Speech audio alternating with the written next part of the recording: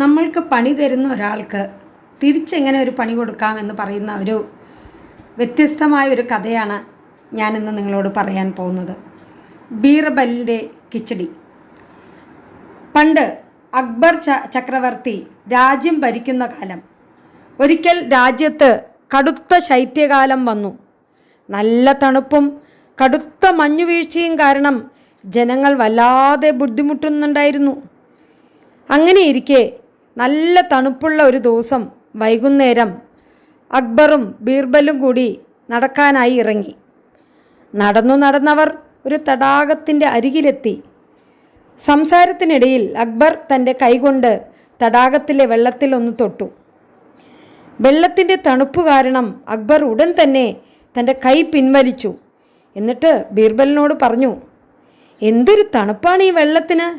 ഇത്രയും തണുപ്പത്ത് ആർക്കും തന്നെ ഈ തടാകത്തിലെ വെള്ളത്തിൽ ഇറങ്ങാൻ കഴിയുമെന്ന് എനിക്ക് തോന്നുന്നില്ല. എന്നാൽ ബീർബലിന് രാജാവ് പറഞ്ഞത് അംഗീകരിക്കാൻ കഴിഞ്ഞില്ല. അദ്ദേഹം രാജാവിനോട് ഇപ്രകാരം പറഞ്ഞു, അങ്ങനെയല്ല ചക്രവർത്തി, ഈ തണുപ്പിനെ അതിജീവിച്ചും ധാരാളം പേർ കുളിക്കാനും വെള്ളം എടുക്കാനുമായി ദിവസവും ഈ തടാകത്തിൽ ഇറങ്ങാറുണ്ട്. എന്നാൽ ബീർബലിൻ്റെ വാക്കുകൾ രാജാവിന് അത്രത്തോളം രസിച്ചില്ല. അദ്ദേഹം ഒരു നിമിഷം ചിന്തിച്ചു. എന്നിട്ട് ബീർബലിനോടായി ഇപ്രകാരം പറഞ്ഞു, അങ്ങനെയാണെങ്കിൽ ഈ തണുപ്പിനെ അതിജീവിച്ച് തടാകത്തിൽ ഒരു രാത്രി മുഴുവൻ നിൽക്കാൻ കഴിയുന്നവരും ഉണ്ടായിരിക്കണം അല്ലേ ബീർബൽ? അങ്ങനെ ഒരാൾ ഒരു രാത്രി മുഴുവൻ ഈ തടാകത്തിൽ നിൽക്കുകയാണെങ്കിൽ തീർച്ചയായും അയാൾക്ക് ഞാൻ 1000 സ്വർണ്ണ നാണയം സമ്മാനമായി നൽകുന്നതായിരിക്കും. രാജാവ് തന്നെ പരിഹസിക്കുകയാണെന്ന് മനസ്സിലാക്കിയ ബീർബൽ മറുപടി ഒന്നും പറഞ്ഞില്ല. കുറച്ചു സമയത്തിന് ശേഷം അക്ബറും ബീർബലും കൂടി കൊട്ടാരത്തിലേക്ക് മടങ്ങുകയും ചെയ്തു. എന്നാൽ തൊട്ടടുത്ത ദിവസം തന്നെ ബീർബൽ തടാകത്തിലെ തണുത്തുറഞ്ഞ വെള്ളത്തിൽ ഒരു രാത്രി മുഴുവൻ നിൽക്കുന്നതിന് വേണ്ടി ഒരാളെ കണ്ടെത്താനുള്ള ശ്രമം ആരംഭിച്ചു. ഒടുവിൽ അതിന് തയ്യാറായ ഒരാളെ അദ്ദേഹം കണ്ടെത്തുകയും ചെയ്തു. അയാൾ വളരെയധികം ദരിദ്രനായിരുന്നു. അതുകൊണ്ട് തന്നെ 1000 സ്വർണ്ണ നാണയങ്ങൾ എന്ന് കേട്ടപ്പോൾ എന്തു ത്യാഗം സഹിക്കാനും അയാൾ തയ്യാറായിരുന്നു. അങ്ങനെ അയാൾ ബീർബലിനോടൊപ്പം കൊട്ടാരത്തിലേക്ക് പുറപ്പെട്ടു. കൊട്ടാരത്തിലെത്തിയ അയാൾ രാജാവിനോട് ഇപ്രകാരം പറഞ്ഞു, അല്ലയോ പ്രഭു, ഒരു രാത്രി മുഴുവൻ തടാകത്തിലെ തണുത്തുറഞ്ഞ വെള്ളത്തിൽ നിൽക്കുന്നവർക്ക് 1000 സ്വർണ്ണ നാണയം നൽകുമെന്ന് അറിഞ്ഞിട്ടാണ് ഞാൻ വന്നത്. അനുവാദം നൽകുകയാണെങ്കിൽ തീർച്ചയായും ഞാൻ അതിന് തയ്യാറാണ്. ഇത് കേട്ട രാജാവ് ആശ്ചര്യപ്പെട്ടു. എന്നിട്ട് അയാളോട് പറഞ്ഞു, എന്ത്, ഒരു രാത്രി മുഴുവൻ ആ തണുത്തുറഞ്ഞ തടാകത്തിൽ നിൽക്കുമെന്നോ? എന്നാൽ അതൊന്ന് കാണണമല്ലോ. ഇതും പറഞ്ഞ് തടാകത്തിൽ ഒരു രാത്രി മുഴുവൻ നിൽക്കാൻ അയാൾക്ക് അനുവാദവും നൽകി. മാത്രമല്ല 2 കാവൽക്കാരെ തടാകത്തിൽ അയാളെ നിരീക്ഷിക്കാനും ഏർപ്പാടാക്കി. തടാകത്തിൽ ഇറങ്ങുമ്പോഴും തനിക്ക് സമ്മാനമായി കിട്ടുന്ന 1000 സ്വർണ്ണ നാണയങ്ങൾ കൊണ്ട് തൻ്റെ ദാരിദ്ര്യം പൂർണ്ണമായും മാറ്റാമെന്ന പ്രതീക്ഷയായിരുന്നു ദരിദ്രനായ അയാളുടെ മനസ്സിൽ മുഴുവൻ. അതുകൊണ്ട് തന്നെ ആ തടാകത്തിലെ കൊടും തണുപ്പുള്ള വെള്ളത്തിൽ വളരെയധികം കഷ്ടപ്പെട്ട് അയാൾ ഒരു രാത്രി മുഴുവൻ കഴിച്ചുകൂട്ടി. അടുത്ത ദിവസം രാവിലെ തന്നെ അയാൾ സന്തോഷത്തോടെ രാജാവിനെ കാണാനായി കൊട്ടാരത്തിലെത്തി. രാജാവിനെ കണ്ടതും അയാൾ സന്തോഷത്തോടെ ഇപ്രകാരം പറഞ്ഞു, അല്ലയോ പ്രഭു, ഞാൻ ഇന്നലെ രാത്രി മുഴുവൻ ആ തണുത്തുറഞ്ഞ തടാകത്തിൽ തന്നെ നിന്നു. ഇത് കേട്ട രാജാവിന് അത്ഭുതമായി.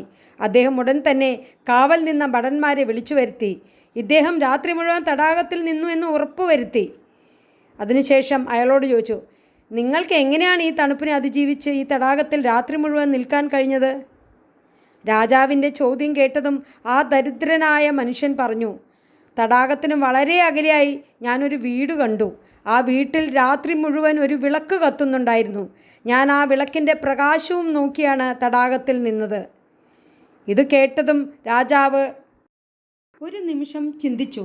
എന്നിട്ട് അയാളോട് ഇപ്രകാരം പറഞ്ഞു, അപ്പോൾ ആ വിളക്കിൻ്റെ ചൂടുകൊണ്ടാണ് നിങ്ങൾ രാത്രി മുഴുവൻ തടാകത്തിൽ നിന്നത്.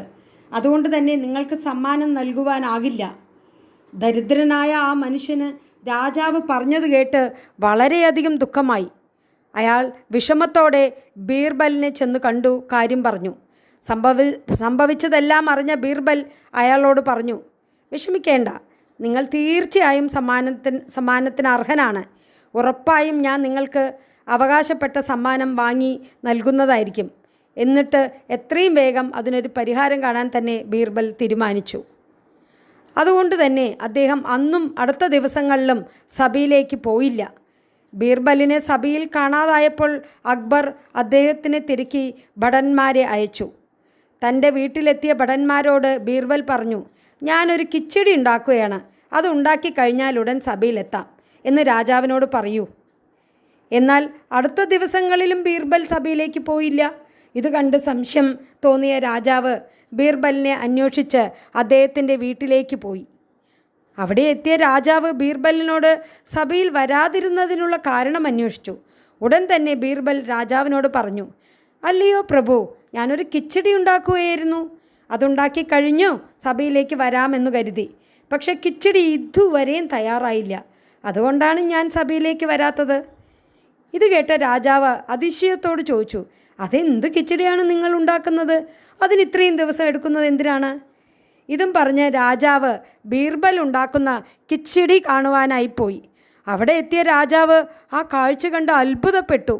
കിച്ചടി ഉണ്ടാക്കുന്നതിനായുള്ള കലം അടുപ്പിന് മുകളിൽ വയ്ക്കുന്നതിന് പകരം വളരെ ഉയരത്തിലായിരുന്നു ബീർബൽ തൂക്കിയിട്ടിരുന്നത്. അതിന് ഒരുപാട് താഴെയായി വിളക്കിൻ്റെ നാളത്തിനു സമാനമായി മാത്രം തീ കത്തുന്നുണ്ടായിരുന്നു. ഇത് കണ്ട രാജാവ് ചോദിച്ചു, ഇതെന്താണ്? ഇത്രയും ചെറിയ ചൂടിൽ ഇത്രയും അകലത്തിലുള്ള പാത്രത്തിൽ എങ്ങനെയാണ് ഈ കിച്ചടി പാകം ചെയ്യാൻ കഴിയുന്നത്? അപ്പോൾ പുഞ്ചിരിച്ചുകൊണ്ട് ബീർബൽ മറുപടി പറഞ്ഞു, തടാകത്തിന് വളരെ അകലെയുള്ള ഒരു വിളക്കിൻ്റെ ചൂടുകൊണ്ട് തണുത്തുറഞ്ഞ തടാകത്തിൽ ഒരു രാത്രി മുഴുവൻ ഒരാൾക്ക് നിൽക്കാൻ കഴിയുമെങ്കിൽ തീർച്ചയായും ഈ തീയുടെ ചൂടുകൊണ്ട് കിച്ചടിയും ഉണ്ടാക്കാം. ഇത് കേട്ട് രാജാവിന് ബീർബൽ ഇത്തരത്തിൽ കിച്ചടി ഉണ്ടാക്കിയതിൻ്റെ ഉദ്ദേശം എന്താണെന്ന് മനസ്സിലായി. തൻ്റെ തെറ്റ് ചൂണ്ടിക്കാണിച്ചതിന് അക്ബർ ബീർബലിനോട് നന്ദി പറയുകയും അദ്ദേഹത്തിൻ്റെ ബുദ്ധിവൈഭവത്തെ പ്രശംസിക്കുകയും ചെയ്തു. തുടർന്ന് തൊട്ടടുത്ത ദിവസം തന്നെ ആ ദരിദ്രനായ മനുഷ്യനെ കൊട്ടാരത്തിലേക്ക് വിളിപ്പിക്കുകയും അയാൾക്ക് അർഹതപ്പെട്ട 1000 സ്വർണ്ണ നാണയം സമ്മാനമായി നൽകുകയും ചെയ്തു. ഈ കഥ ഇവിടെ അവസാനിക്കുന്നു. ഇനി കൂടുതൽ മനോഹരമായ കഥകളുമായി അടുത്ത വീഡിയോയിൽ വരുന്നതാണ്. നിങ്ങൾക്ക് ഇഷ്ടപ്പെട്ടിട്ടുണ്ടെങ്കിൽ ചാനൽ സബ്സ്ക്രൈബ് ചെയ്യുക, ലൈക്ക് ചെയ്യുക, കമൻറ്റ് ചെയ്യുക, ഷെയർ ചെയ്യുക. Thank you.